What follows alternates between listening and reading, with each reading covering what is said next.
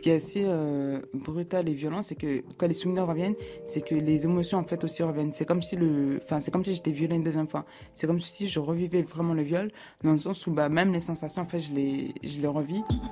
Épisode 3. Quand les souvenirs reviennent. Incapacité totale ou partielle à se souvenir d'événements vécus, des événements traumatiques qui confrontent à la mort et entraînent un stress extrême. L'amnésie traumatique, c'est ça dont on parle, concerne 40% des victimes de violences sexuelles dans l'enfance, près de 50% des victimes d'inceste. Elle peut durer jusqu'à 40 ans et même plus longtemps dans 1% des cas, d'où la question des délais de prescription quand la victime veut porter plainte, une fois ses souvenirs revenus, question sur laquelle nous reviendrons dans un prochain épisode. Mais est-il utile que cette amnésie s'arrête ? Quand et comment les souvenirs reviennent-ils ? Est-ce de manière spontanée ou dans le cadre d'une thérapie ? On en parle avec Muriel Salmona, psychiatre, présidente de l'association Mémoire traumatique et victimologie. Alors on l'a dit, cette amnésie peut durer des dizaines d'années. Est-ce que cette durée est liée à certains critères de l'agression notamment ? Oui, ça on sait qu'elle dure d'autant plus longtemps que les victimes étaient plus jeunes et que ça a eu lieu à l'intérieur de la famille, que c'est incestueux, que ça a été répété pendant de longues années, ou que les victimes ont un gros handicap mental ou neurodéveloppemental. Donc ça, on sait que tous ces éléments-là interagissent beaucoup. Et puis aussi, la succession d'agressions va aggraver, c'est-à-dire plus les victimes subissent à nouveau des violences, plus ça aggrave le trauma, plus ça peut aggraver la dissociation, plus ça peut aggraver aussi l'amnésie traumatique. Ce qu'il faut savoir quand même, juste je le redis, c'est que cette amnésie traumatique dissociative, on la retrouve dans tous les grands traumas. Elle avait été très bien décrite avec les victimes de la Shoah, par exemple. Donc plus de 50% des victimes pouvaient avoir une amnésie traumatique dissociative, particulièrement de l'arrivée dans le camp. Souvent, c'était un blackout complet pendant plusieurs semaines. Enfin, c'est pas spécifique aux violences sexuelles. Les victimes d'attentats, par exemple. Les victimes d'attentats, voilà, au Bataclan. Moi, je prends en charge des victimes des attentats du Bataclan et des cafés. Elles ont des amnésies traumatiques dissociatives. Donc ça touche tout le monde.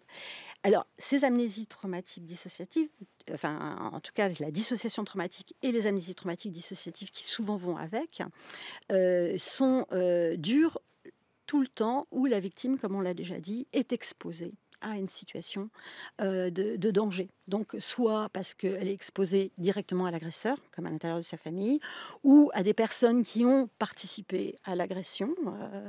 Là, par exemple, moi, c'est ma mère, en l'occurrence. Voilà.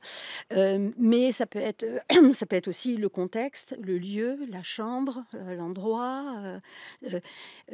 Parfois, vous savez, il y a des victimes qui vont avoir des souvenirs qui vont remonter. Enfin, c'est pas les souvenirs qui remontent, les souvenirs qui deviennent émotionnels.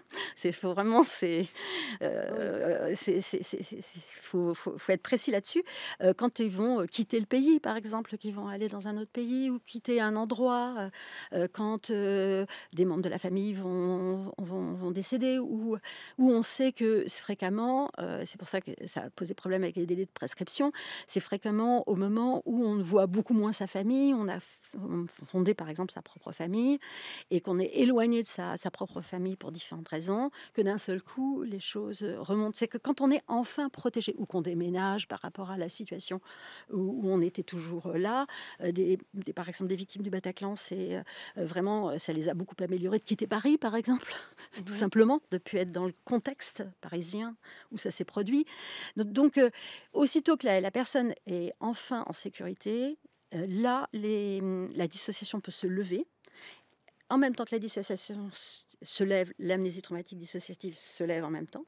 Et à ce moment-là, le moindre lien qui rappelle les violences sexuelles peut créer un allumage de mémoire traumatique émotionnelle, où on revit à l'identique avec les mêmes émotions, les mêmes douleurs, les mêmes sensations. Ce qu'on n'a pas ressenti en fait depuis l'agression. Voilà. Où on avait des films, on avait des choses dans la tête, mais on n'avait pas les émotions qui allaient avec. Et d'un seul coup, ça fait un tsunami émotionnel, avec des sensations de mort imminente, de crises d'angoisse terribles, de douleurs qui peuvent vous mener aux urgences. tellement c'est impressionnant, surtout que la personne est en état de stress extrême, donc elle a des constances biologiques qui sont très inquiétantes. Enfin, je veux dire, parce qu'elle a un taux d'adrénaline, de cortisol au plafond. Donc, parfois, les gens comme ça peuvent être opérés en urgence parce qu'on ne comprend pas. Ils ont un syndrome abdominal, on ne comprend pas pourquoi. Et puis, ils peuvent avoir des sensations sur leur corps, des voix qu'elles vont entendre, des cris. Tout ça va revenir. Mais tout peut revenir d'un coup dans la totalité comme ça? Oui, alors tout peut être possible.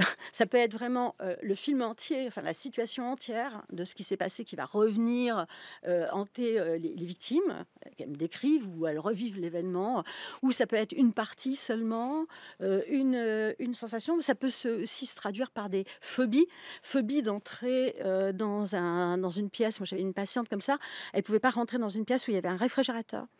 Le bruit du réfrigérateur, c'était totalement intolérable. Elle avait l'impression qu'elle allait mourir si elle rentrait dans la pièce. Alors, ça paraissait complètement dingue, quoi. En fait, à l'âge de 7 ans, elle avait été violée contre un réfrigérateur dans un hôtel.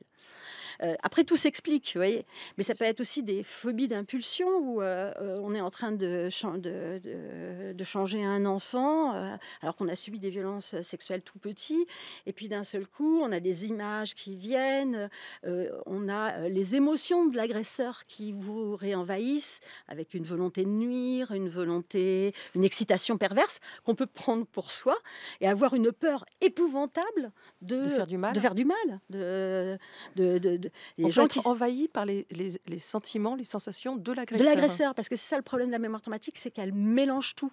C'est-à-dire qu'elle elle est pas intégrée, elle n'est pas décryptée, elle est pas du coup, elle n'est pas séparée. La mémoire traumatique de la victime n'est pas séparée de l'agresseur ou de témoins, etc. Tout est mélangé. Donc en fait, la victime, elle peut par exemple, regarder un film, on en parlait tout à l'heure, où il y a un viol à la télé, et avoir une sorte d'excitation perverse qui monte, et ça la rend folle, quoi, mais en même temps une angoisse terrible. Donc elle a l'angoisse terrible, la douleur terrible de la victime, mais elle a l'excitation perverse et la volonté de nuire de l'agresseur qui sont mélangées. C'est horrible. On va justement écouter Azia, qui témoignait sur France Culture dans le podcast Les Pieds sur Terre, oubliés pour survivre. Elle a fait une amnésie de 12 ans après un viol, et un jour, c'est devant un film qui traite du sujet, dans lequel il y avait effectivement un viol, que tout a ressurgi. Écoutez-la. J'étais vraiment dans une forme de détresse que je n'arrivais pas à définir. Enfin, en fait, c'est comme si j'étais, je sais pas, au bord d'une falaise et je m'approchais de plus en plus du bord. J'avais envie de crier, de pleurer, mais il n'y a rien qui sortait. Et du coup, c'est comme si j'avais tout ce capharnaüm d'émotions à l'intérieur de moi-même, mais il n'y avait rien qui arrivait à sortir. C'est ça, oui, c'est un capharnaüm, effectivement. Et tout est mélangé, et du coup, c'est incompréhensible. Voilà, c'est incompréhensible. Et ça va être toute après la logique du traitement pour pouvoir séparer les choses. Mais on mesure le danger qu'il y a, effectivement, tout d'un coup, à ce que ce brouillard commence à se défaire. Ça peut prendre la forme quasiment d'une bouffée délirante. C'est-à-dire, les gens peuvent se retrouver hospitalisés pour bouffée délirante, mis sous neuroleptique ou considérés comme schizophrènes. Les gens peuvent avoir l'impression qu'on est rentré dans leur chambre. Elles peuvent avoir une sorte de délire, d'hallucination, dans un cas d'un délire de persécution, alors que c'est simplement de la mémoire traumatique.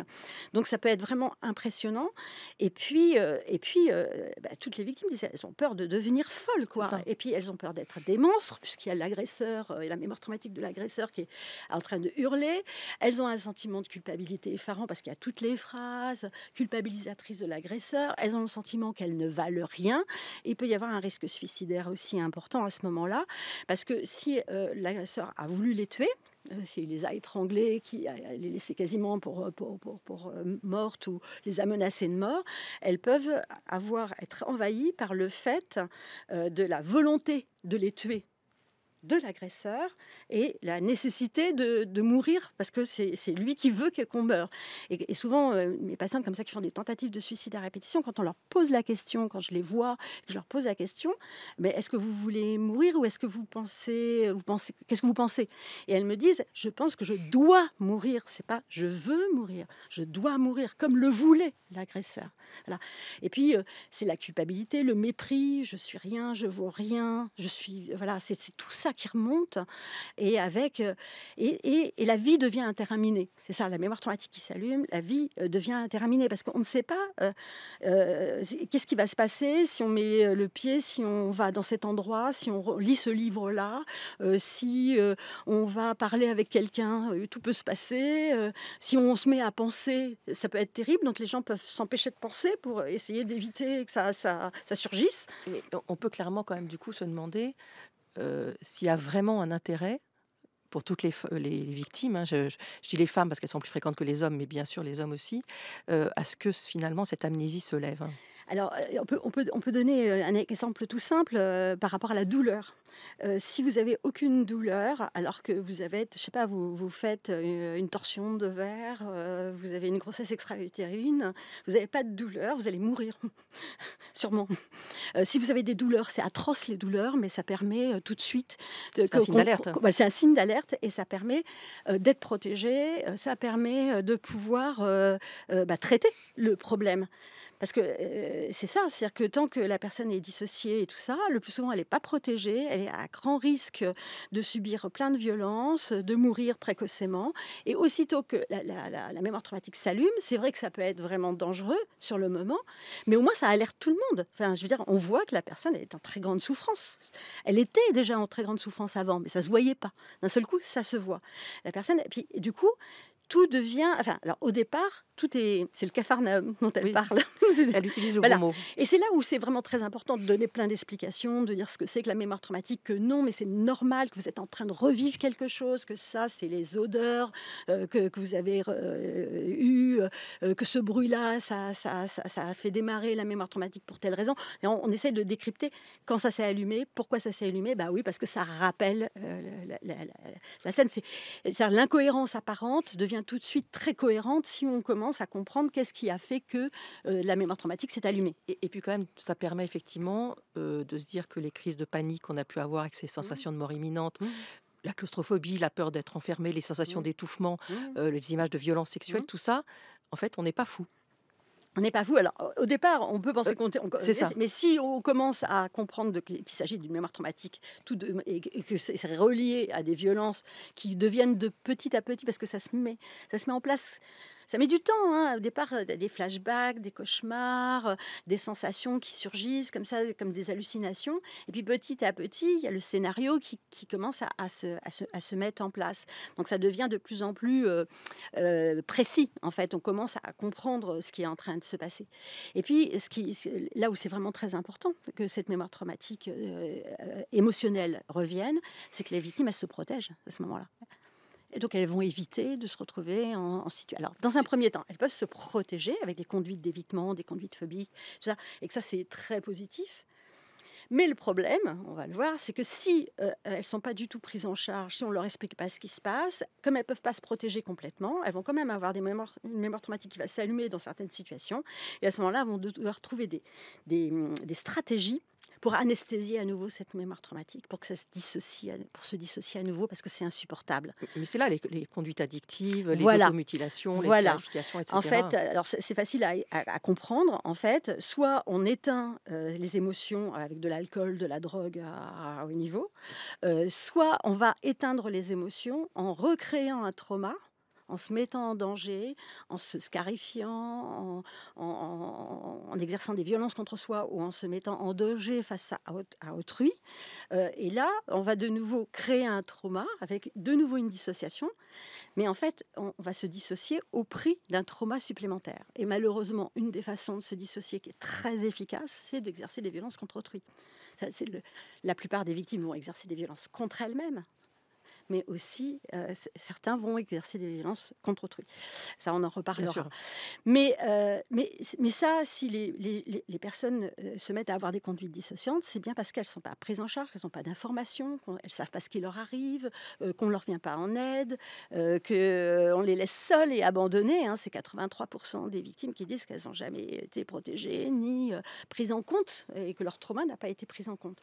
Et dans une société où le psychotrauma n'est pas encore reconnu comme il devrait l'être, comme un problème de santé publique majeur et une nécessité urgente à traiter, parce que et puis à traiter sans dissocier à nouveau, parce que le problème, c'est que souvent, quand les victimes, elles ont comme ça une souffrance extrême, alors chez les enfants, ça peut prendre la forme de troubles du comportement, ils cassent tout, ou ils sont terrifiés, ils se cachent, enfin, ils ont plein de troubles du comportement qui font qu'ils sont difficiles à supporter.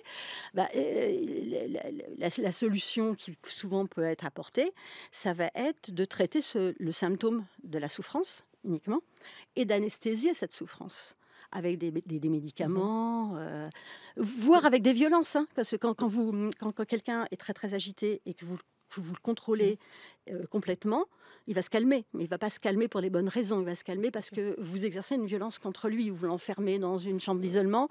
Donc, en fait, la société répond souvent à ces symptômes par des réponses totalement inappropriées, qui vont aggraver, par méconnaissance, et qui vont aggraver le système. Donc, c'est une chance que cette mémoire traumatique s'allume, parce qu'en fait, on va redécouvrir sa vérité, on va pouvoir se comprendre, on va pouvoir restaurer petit à petit son estime de soi, on va pouvoir remettre en lien tout ce qui s'est passé, on va pouvoir aussi possiblement la porter plainte, se rendre justice et rendre justice aux victimes. Enfin, on peut leur rendre justice et puis protéger possiblement aussi d'autres victimes. Vous qui avez été donc victime, vous aviez 6 ans, vous avez eu ces méthodes de protection dangereuses finalement pour vous-même? Alors, moi, j'étais plutôt dans les conduites d'évitement et de contrôle de tout mon environnement, hein. J'ai plutôt été, mais j'ai eu quand même, en fait, j'étais vraiment, j'avais en tête plein de conduites possiblement hyper dangereuses pour moi, mais que je devais contrôler continuellement. C'est-à-dire, j'ai mis en place un contrôle parce que j'avais tendance à possiblement... Mais j'ai eu, par exemple, des conduites d'automutilation, des choses comme ça. J'ai eu une période où j'en ai eu. J'ai pas eu du tout de conduite addictive parce que là, franchement, avec mon père qui est mort à 48 ans... Qui était alcoolique. Voilà, oui. Donc, j'ai eu aucune conduite addictive de cet ordre-là. Mais j'ai toujours été à la marge. Je me suis jamais mise réellement en danger. Enfin, pas complètement, mais... moi, je privilégie pour mes patients, tout de suite, je privilégie les conduites d'évitement. C'est-à-dire, les conduites d'évitement sont à privilégier. Mais on est dans une société où, surtout sur les enfants, les adolescents, non, il faut avancer dans la vie, il faut s'exposer, c'est bien, etc. Et où on valorise plus la dissociation que l'émotion. On disait ce phénomène de mémoire traumatique, amnésie traumatique, dissociation, ça a été décrit au départ pour les soldats victimes de la guerre. Vous dites effectivement, les études l'ont montré aussi pour les victimes de la Shoah. C'est étudié chez les victimes de violences sexuelles. Cette notion, elle a été longtemps contestée. Elle l'est toujours par certains. C'est un combat que vous avez mené au début. On disait quand même que vous étiez que vous exagériez. Oui, tout à fait. C'est ce que Salter, c'est un criminologue australien. Il utilise le terme d'anti-épistémologie, c'est-à-dire qu'on a toutes les preuves scientifiques, mais on continue à dire que non, ça n'existe pas. C'est-à-dire qu'on ne veut pas. Alors, c'est un peu compliqué, mais ça arrange bien tout le monde que les gens soient dissociés, franchement, et en amnésie traumatique. Ça arrange bien pas mal de gens qui sont en position dominante et qui utilisent la violence. Parce que bon, là, on parle de violence sexuelle, mais il y a toute forme de violence. Les inégalités, la discrimination, la violence s'exerce toujours sur les personnes les plus vulnérables. Et elle a besoin, pour être dominant, on a besoin d'exercer quand même une certaine forme de violence pour pouvoir justement créer cette inégalité-là. Donc, prendre en compte le psychotrauma, c'était aussi rendre justice à plein de victimes qui étaient essentiellement des femmes ou des personnes en situation de discrimination, des personnes dominées, et que c'était des personnes justement à qui on n'accordait pas suffisamment de valeur, en fait, ou même les enfants, hein, je veux dire, en fait, pendant longtemps, on n'a pas reconnu leur douleur. Donc, du coup, à part les vétérans du Vietnam, et encore, hein, la plupart des vétérans... parce que les vétérans du Vietnam posaient un problème quand même majeur à la société. Oui, ils posaient un problème majeur à la société, mais ils ont été quand même bien maltraités aussi, hein, malgré tout. Et puis, vous savez que lors de la Première Guerre mondiale, il y avait une technique qui avait été employée, qui était ce qu'on appelait la torpille. C'est-à-dire qu'on passait du courant électrique, on les choquait, on choquait avec du courant électrique les personnes pour les calmer. Enfin, je veux dire, on a utilisé... donc le psychotrauma, c'est rendre justice, c'est révéler les violences, c'est du coup révéler aussi les agresseurs. dans un monde qui n'a pas tellement envie de voir la réalité de ce qui se passe, quoi. Donc, et puis, je vous dis, les victimes, c'est essentiellement des personnes qui sont en situation de vulnérabilité et qui, d'autant plus si elles sont victimes, elles sont déjà victimes parce qu'elles sont en situation de vulnérabilité, mais les violences vont aggraver les situations de vulnérabilité. Pareil pour le handicap, hein. Les personnes en situation de handicap particulier. Oui, c'est ça, parce qu'on en parle peu, on parle beaucoup des femmes et des enfants, mais les personnes en situation de handicap qui sont encore plus invisibles sont très vulnérables. Très vulnérables. Les enfants placés sont très vulnérables. Les personnes, par exemple, le handicap neurodéveloppemental, ce qu'on appelle l'autisme, c'est 90% des femmes qui ont subi des violences sexuelles. Enfin, c'est effarant, hein. Mais les enfants placés, toutes les personnes marginalisées, toutes ces personnes-là vont subir un maximum de violences liées à une société quand même très inégalitaire et qui, si elle tient à garder des privilèges, etc., le psychotrauma, c'est pas très, très, très intéressant à traiter. Quand on voit la souffrance de cette mémoire enfouie, le risque de conséquences psychotraumatiques à ces crimes, on mesure l'importance d'une prise en charge et d'une prise en charge compétente. Quand doit-elle avoir lieu? Qui peut la faire? Devant quels troubles? Des techniques comme le MDR ou l'hypnose peuvent-elles être utiles? On en parle dans le prochain épisode. Carnet de santé, un podcast en 6 épisodes à retrouver sur franceculture.fr et l'application Radio France.